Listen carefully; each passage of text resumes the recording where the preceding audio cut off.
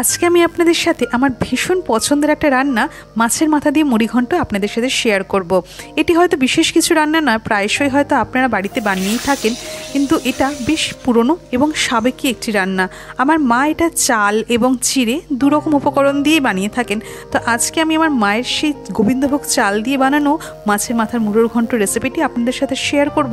তো আপনাদেরকে ভিডিওটা স্কিপ না করে এন্ড অবধি দেখার অনুরোধ নিয়ে আমার এসটি অফিসিয়াল বেঙ্গলি ভ্লগে আপনাদের সাথে মাছের মাথা দিয়ে মুড়ি ঘন্টের রেসিপি শেয়ার করছি। এই মুড়ি ঘন্ট বানানোর জন্য আমি এখানে রুই মাছের একটা মাথা নিয়ে নিয়েছি এবং মাথাটাকে দুভাগ করে কেটে নেওয়া আছে। এবার এটাকে হলুদ এবং নুন দিয়ে বেশ ভালো করে ম্যারিনেট করে নিতে হবে। নুন এবং হলুদটা ভালো করে মাখিয়ে নিয়ে এটাকে প্রায় আমি 15 মিনিট মতো রেখে দিয়েছিলাম আলাদা ম্যারিনেট হতে। এই মুড়ি ঘন্ট রান্না কিন্তু আপনারা কাতলা মাছের মাথা দিয়েও করতে পারেন, কিংবা আপনারা ইলিশ মাছের মাথা দিয়েও করতে পারেন। প্রসেস পুরো একরকম থাকবে, শুধু স্বাদটা একটু 19 আর 20 হয়ে যাবে আর কি। তো এখানে আমার মাছটা ম্যারিনেট হতে রেখে দিয়েছি। এবার আমি গোবিন্দভোগ চাল প্রায় 100 গ্রাম মতো নিয়ে নিয়েছি এবং এটাকে ভালো করে ধুয়ে নিয়ে ভিজিয়ে রেখে দিচ্ছি প্রায় 15 থেকে 20 মিনিটের মতো। আমি এই রান্নাতে একটু আলু ব্যবহার করব, তাই 4খানা আলু আমি ছোটো ছোটো ডুমো করে কেটে নিচ্ছি। আপনারা চাইলে আলু দিতেও পারেন, আবার নাও দিতে পারেন। আমি এখানে মশলা বানিয়ে নিচ্ছি প্রায় 1 ইঞ্চি মতো আদা আর 6খানা কাঁচা লঙ্কা দিয়ে বেশ ভালো মতো একটা পেস্ট এখানে তৈরি করে নেব। আমি এখানে সর্ষের তেলে সম্পূর্ণ রান্নাটা করব।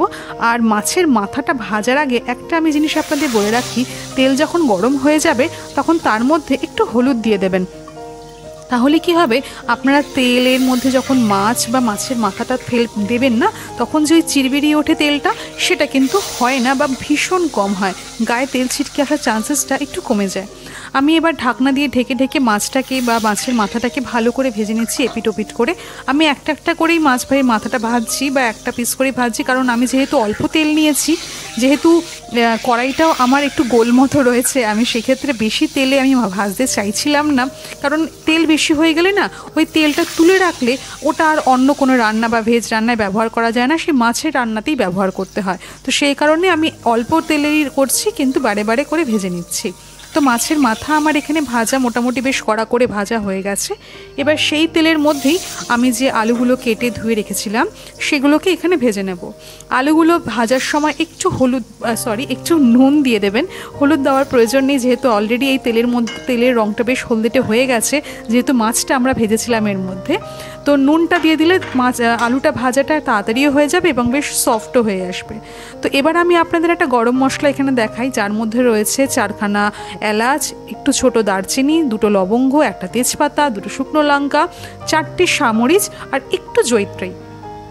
এবার এই মশলাটা কিন্তু আমরা ফোড়ন দেব এই রান্নাটাতে ক্ষেত্রে। গরম মশলা বলতে আমরা শুধুমাত্র দারচিনি আর লবঙ্গ আর এলাচ ক্ষেত্রেই দিয়ে থাকি, কিন্তু তার মধ্যে বাদবাকি যে উপকরণগুলো সেটাও কিন্তু অবশ্যই যোগ করবেন। এরপর আমি 1/2 চামচ মতো সাদা জিরে এখানে দিয়ে দিয়েছি। ফোড়নটা যখন বেশ ভাজা ভাজা হয়ে আসবে, তখন তার মধ্যে বেটে রাখা ওই আদা কাঁচা লঙ্কাটাকে এর মধ্যে দিয়ে দেবো, এবং দেওয়ার পরেই কিন্তু বেশ ভালো মতো এটাকে নেড়ে কষিয়ে নিতে হবে ততক্ষণ পর্যন্ত যতক্ষণ না ওই আদার একটা যে কাঁচা গন্ধ রয়েছে সেটা চলে যায়। আদাটা একটু কাঁচা গন্ধটা চলে গেলে আমি 2খানা ছোট ছোট টমেটো এখানে কেটে রেখেছিলাম, সেটা আমি এখানে দিয়ে দিয়েছি। আপনাদের কাছে বড় টমেটো থাকলে একটা টমেটোই দেবেন, সেটাই যথেষ্ট। টমেটো দেওয়ার পর আমি এখানে স্বাদ মতো বেশ অনেকটা নুন দিয়ে দিয়েছি।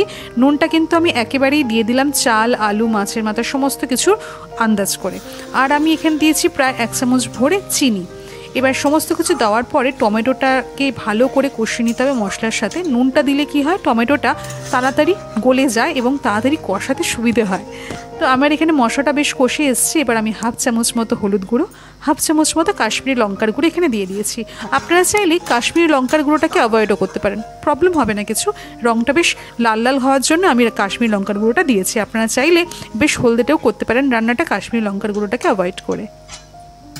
এবার এখানে মশলাটা যখন আমার বেশ কষানো হয়ে গেছে, আমি ওই যে চালটা এখানে ধুয়ে রেখেছিলাম সেই চালটা আমি এখানে দিয়ে দিয়েছি।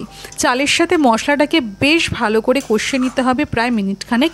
যখন চালটা দেখবেন ভালো মতো মশলার সাথে মাখানো হয়ে গেছে বা কষানো হয়ে গেছে, তখন ওই যে আলুগুলো আমরা ভেজে রেখেছিলাম সেই আলুগুলো এর মধ্যে যোগ করে দেব। আলুগুলো দিয়ে চাল, আলু, মশলা বেশ কিছুক্ষণ একসাথে কষাতে হবে, এবং অবশ্যই কিন্তু এই রান্নাটা একদম লো আঁচে করবেন, যেহেতু চাল আমরা যোগ করেছি তো কড়াইয়ের নিচে কিন্তু লেগে যাওয়ার চান্সেস থাকে। তো একদম অল্প আছে, একদম আস্তে আস্তে আমরা এই কষানোটা করব। এবং চেষ্টা করবেন অবশ্যই ঢেকে ঢেকে রান্না করতে, তাহলে কি হবে বলুন তো, আলুটা একটু তাড়াতাড়ি সেদ্ধ হয়ে আসবে। আর যেহেতু ভাজার সময় আমার আলুগুলো কিন্তু ওখানে অলরেডি 50% সেদ্ধ হয়েই গেছিলো। তো দেখুন আমার কথা বলতে বলতে এখানে মশলাটা কষানোটা বেশ খানিকটা হয়ে গেছে। এবার আমি ওই যে মিক্সিতে যে মশলাটা পেস্ট করেছিলাম সেই মিক্সিতে অবশিষ্ট ছিল কিছু মশলা, তো তার মধ্যে আমি একটু জল মিশিয়ে সেই জলটা এখানে অ্যাড করে দিয়েছি। এবার এখানে জল দেওয়ার পালা। চাল আপনি যেই বাটিতে মেপে নিয়েছিলেন সেই বাটিরই মেপে কিন্তু আপনি জল দেবেন। যদি 1 বাটি চাল দেন তাহলে আপনি 2 বাটি জল দেবেন। সেক্ষেত্রে যখন আপনি চান যে এই যে মাছের মাথা দিয়ে মুড়োর ঘন্টটা একটু ঝুরঝুরে হয়, মানে যদি আপনি চান যেটা বেশ পোলাওয়ের মতো হবে ঝুরঝুরে, সেক্ষেত্রে 1 বাটি চালের সাথে 2 বাটি জল দেবেন। আর যদি চান যে একটু ঘন ঘন কাদা কাদা হবে বা একটু নরম নরম গোছের হবে, সেক্ষেত্রে কিন্তু 1 বাটি চালের ক্ষেত্রে আপনারা 3 বাটি জল দেবেন। তো আমি এখানে প্রায় 3 বাটি মতো জল এখানে দিয়েছিলাম, যেহেতু আমি একদম ঝুরঝুরে পোলাওয়ের মতো চাইনি। জল দেওয়ার পরে একটু কিশমিশ ভেজানো ছিল, সেই কিশমিশটা আমি দিয়ে দিয়েছি। আর তারপরেই দিয়ে দিয়েছি মাছের মুড়োটা। মাছের মুড়োর একটা ভাগ আমি একটু ভেঙে দিয়েছি আর একটা ভাগ একটু আস্তে রেখেছি, দেখতে সুন্দর লাগে আর কি। তো এবার মাছের মুড়োটা দেওয়ার পরে আমি ঢেকে রান্না করে নিচ্ছি। প্রায় 5 মিনিট আমি ঢেকে রেখেছিলাম। 5 মিনিট ঢাকার পরে আমি ঢাকাটা খুলে আমি এখানে 1/2 চামচ মতো শাহি গরম মশলা আর 1 চামচ ভরে বেশ ঘি আমি এখানে অ্যাড করে দিয়েছি। এটা কিন্তু দেওয়াটা অবশ্যই দরকারি, না হলে কিন্তু সেই গন্ধটা আসে না। তো এবার ঘি গরম মশলার সাথে আমি সমস্ত রান্নাটাকে একসাথে মিশিয়ে নিচ্ছি, আলু এবং চাল সমস্ত কিছু। চাল আমার অলরেডি হয়ে এসেছে, তবুও একটু ভেজা ভেজা রয়েছে। এটা ঢেকে কিছুক্ষণ রান্না করলেই পুরোপুরি সুসিদ্ধ হয়ে যাবে। তো এই সমস্ত কিছু একসাথে নেড়ে চেড়ে দেওয়ার পর বা মাখিয়ে দেওয়ার পর এটাকে আমি ঢেকে রেখে দেবো প্রায় 7 মিনিট মতো, একদম লো আছে। 7 মিনিট যখন ঢেকে রান্না করবেন দেখবেন চালটাও সুন্দর সেদ্ধ হয়ে যাবে আর একদম গা মাখা মাখা হয়ে আসবে পুরো ব্যাপারটা। আর আপনারা যদি একটু ঝরঝরে চান তো সেক্ষেত্রে আপনাদেরকে তো বললামই যে আপনারা যদি চান 1 বাটি চালের সাথে 2 বাটি জল দেবেন, তাহলে দেখবেন একদম পোলাওয়ের মতন হয়ে যাবে, ঝরঝরে সুন্দর। তো আমার এখানে দেখুন মাছের মাথা দিয়ে মুড়োর ঘন্ট কিন্তু একদম রেডি। আলুটাও খুব সুন্দর সেদ্ধ হয়ে গেছে, আপনাদের সেটাও দেখিয়ে দিলাম। তো কেমন লাগলো আজকের এই রেসিপিটা সেটা কিন্তু আমাকে জানাতে একদম ভুলবেন না। আমি জানি আপনারা আমার এই ভিডিওগুলো দেখতে ভীষণ ভীষণ পছন্দ করছেন, আর আপনাদের জন্য কিন্তু এইরকমই আরও নানান রকম রেসিপির লিঙ্ক আমার এই ভিডিওর ডেসক্রিপশন বক্সে আপনাদের জন্য শেয়ার করে রেখেছি, আপনারা চাইলে দেখে নিতে পারেন। কেমন লাগলো আজকের এই রেসিপিটা সেটাও কিন্তু জানাতে একদম ভুলবেন না। ভালো লাগলো অবশ্যই লাইক করবেন, আর যাতে আপনার মতো আরও অনেকে এই ভিডিওটা দেখতে পায় সেজন্য চান তো অনেক অনেক শেয়ার করতে পারেন।